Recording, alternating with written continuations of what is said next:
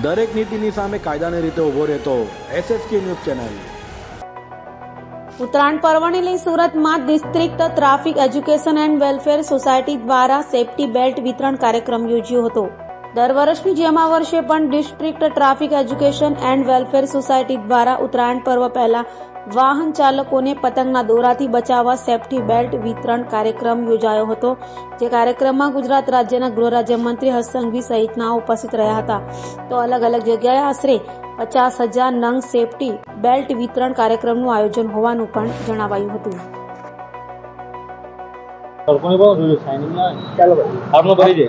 મારું નામ બ્રિજેશ વર્મા છે। District traffic education welfare society as પ્રમુખ તરીકે છું।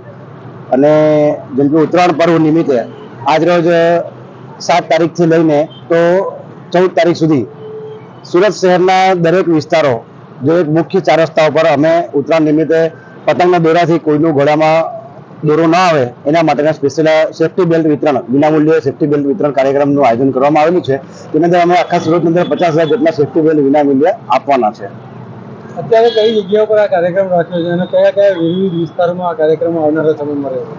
આજ રોજ અહીંયા ટ્રાફિક ચોકી જે છે અઠવાલાઇન્સ વિસ્તારમાં આવેલ ત્યાં રાખવામાં આવેલો છે કાર્યક્રમ।